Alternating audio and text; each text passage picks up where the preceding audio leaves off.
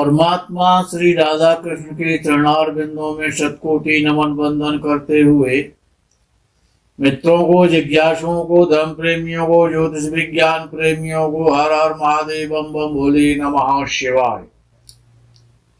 मित्रों, परिवर्तन संसार का नियम है। परिवर्तन किसी का भी हो, लेकिन समान रूप वाला हो, असमान रूप वाला ना हो। दूध का परिवर्तन शराब के साथ ना हो। दूध दे करके और शराब ली जाए तो ये परिवर्तन खराब है। परिवर्तन ज्योतिष शास्त्र में एक राजयोग है। राशि परिवर्तन एक राजयोग बन जाता है। बड़ा प्रभावशाली राजयोग है। जिससे भूमि, भवन, वाहन, धन, संपत्ति, ऐश्वर्य, सम्मान, समस्त प्रकार की प्राप्ति होती है। जब दो ग्रह परस्पर एक दूसरे की राशियों में स्थित होते हैं तो राशि परिवर्तन नाम का राजयोग बन जाता है। इस राशि परिवर्तन करने वाले ग्रहों का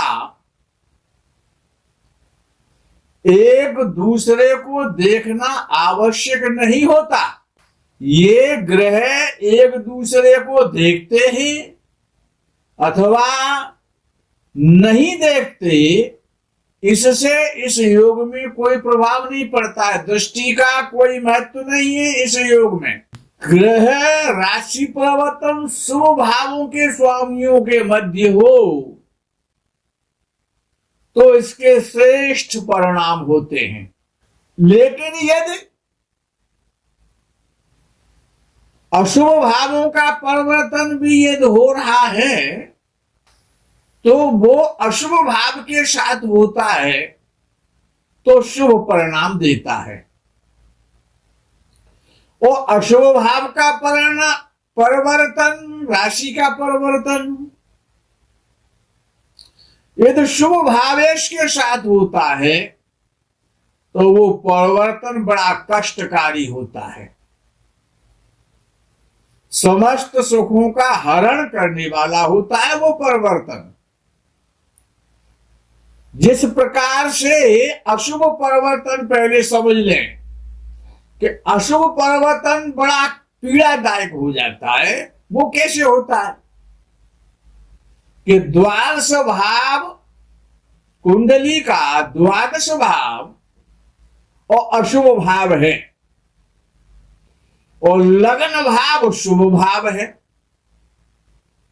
तो लग्नेश द्वादश भाव में बैठे और द्वादश भाव का स्वामी लगन में बैठे तो ये अशुभ परिवर्तन है।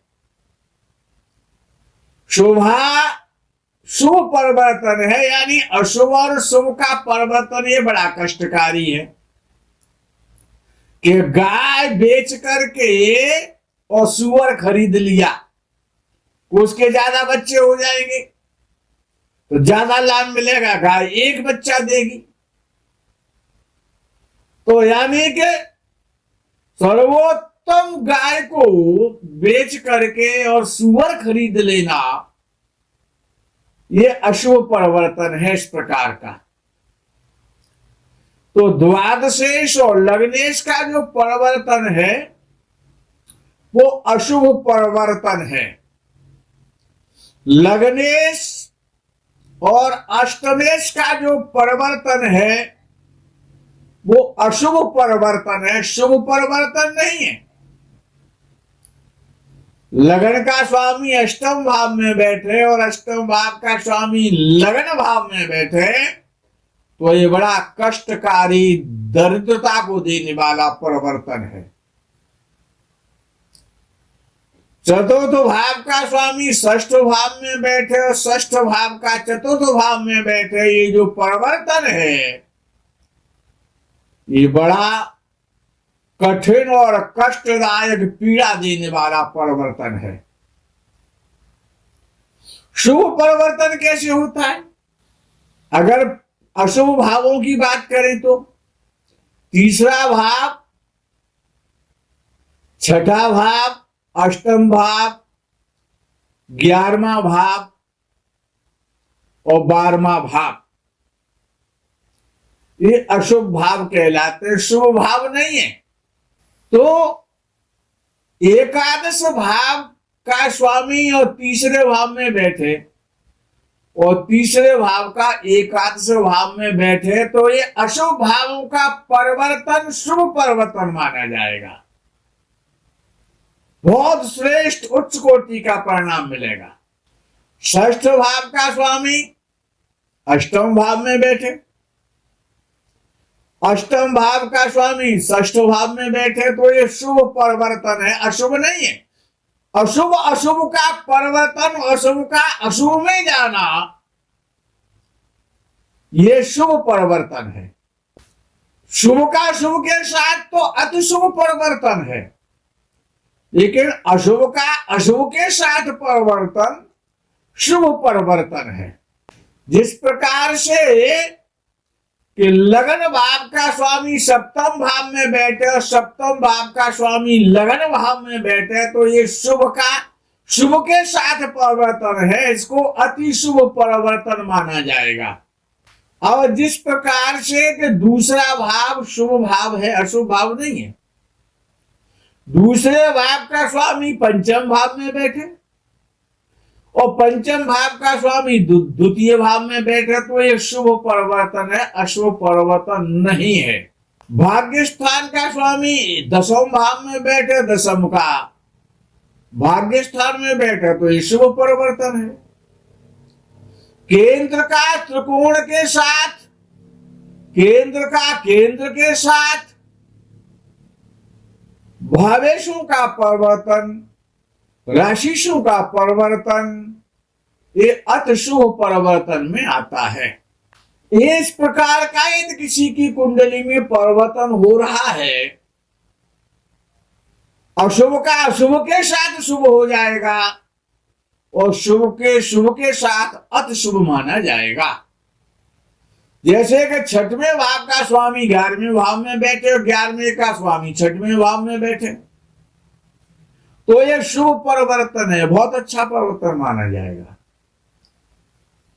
इसके बड़े सुंदर श्रेष्ठ जीवन उन्नति करने वाले, कैरियर को बनाने वाले, धन को देने वाले, सुख समृद्धि साम्राज्य को देने वाले योग बन जाएंगे। इसी परिवर्तन के प्रकार से एक योग भी बन जाते हैं। ये तो परिवर्तन योग है, इसमें और ज्यादा थोड़ी सी बारीकी में जाते हैं, गंभीरता में गहराई में जब उतरेंगे आप तो आपको देखने को मिलेगा कि सूर्य से द्वादश भाव में, सूर्य से दूसरे भाव में, सूर्य जहां पर भी बैठा है कुंडली में किसी भाव में बैठा है, बुध बैठा हो दूसरे भाव में सूर्य से, बृहस्पति बैठा हो अथवा शुक्र बैठा हो, चौथे ग्रह की चर्चा नहीं है इसमें। सूर्य से दूसरे भाव में बुध बैठ जाए, बृहस्पति बैठ जाए या शुक्र बैठे, तीन में से कोई बैठे, दो बैठे या तीनों बैठे, कोई एक बैठ जाए तब भी तो ऐसा जातक जिसकी कुंडली में ऐसा योग है कि सूर्य से दूसरे भाव में बुध बृहस्पति या शुक्र में से कोई ग्रह बैठा है तो जातक बड़ा स्वरूपवान होता है, दयालु होता है, सुशील होता है, सुंदर होता है, धनवान होता है, निर्भय होता है, धार्मिक होता है, सम्मानित होता है, समस्त प्रकार के सुखों को भोगता है, बड़ा श्रेष्ठ योग बन जाता है। और सूर्य से द्वितीय भाव में अब ये दूसरे प्रकार का अशुभ योग है जो अब मैं बोल रहा हूं कि सूर्य से दूसरे भाव में शनि बैठा हो या मंगल बैठा हो तो ये बड़ा कष्टकारी योग होता है। अशुभ योग हो जाता, परम अशुभ माना जाता है इसे। सूर्य जहां पर भी कुंडली में बैठा है वहां से दूसरे भाव में शनि अथवा मंगल, इनमें से कोई भी ग्रह यदि बैठ जाएगा तो बड़ा कष्टकारी होगा। जब उस ग्रह की दशा आएगी, सूर्य से द्वितीय भाव में बैठे हुए ग्रह की, चाहे मंगल की आए चाहे शनि की आए, भयंकर आपत्ति, पीड़ा, कष्ट, मानसिक तनाव, कार्यों में बाधाएं उत्पन्न होंगी। ऐसा जातक धनवान तो हो जाता है। यदि मंगल दूसरे भाव में, सूर्य से दूसरे भाव में मंगल बैठा है तो जातक धनवान तो बन जाएगा, लेकिन दुराचरण करने वाला होगा, नीच कार्य करने वाला होगा, नीच स्वभाव का होगा, नीच मार्ग पर चलने वाला होगा। हालांकि ऐसा जातक दूसरों की सहायता तो करता है, शनि के माध्यम से नहीं है। अगर शनि बैठा हुआ है तो ये खराब योग है। मंगल भी बैठा हुआ है तब भी खराब माना जाएगा, लेकिन धनवान तो बन जाएगा। गलत प्रकार से धनवान बनेगा, गलत आयामों से, गलत मार्ग से धन कमा करके ऐसा व्यक्ति धनी हो बन जाएगा। और सूर्य से 12वें भाव में, ये तो दूसरे भाव की चर्चा हो गई। ये तो सूर्य से द्वादश भाव की बात करते हैं तो बुध, बृहस्पति या शुक्र,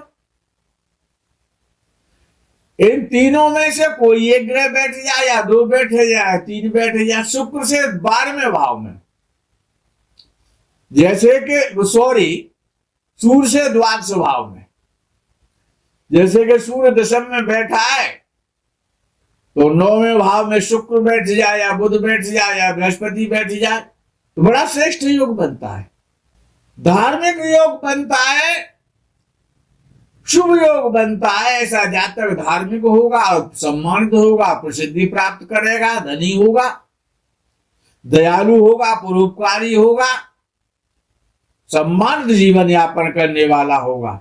और भाग्यवशात ये योग यदि शुक्र बनाता है, सूर्य से द्वादश भाव में यदि शुक्र बैठा हुआ है तो जातक चरित्रवान होगा, सम्मानित होगा, धनी होगा, दयालु होगा।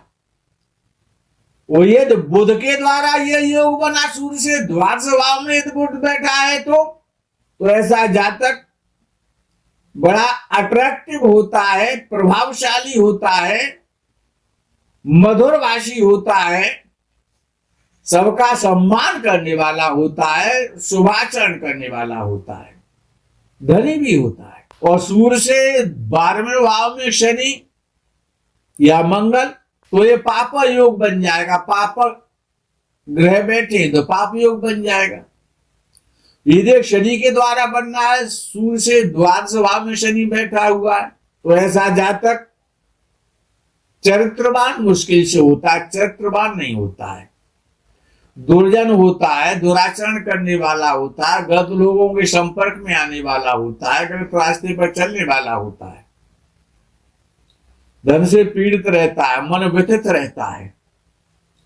यदि सूर्य से 12वें भाव में यदि मंगल बैठा है तब तो ऐसा जातक बड़ा व्यापारी होगा, योद्धा होगा, प्रसिद्ध होगा और अपने द्वारा लक्ष्मी को प्राप्त करेगा, अपनी भुजाओं के बल से, अपने बुद्धि के बल से धन संपत्ति अर्जित करने वाला होगा।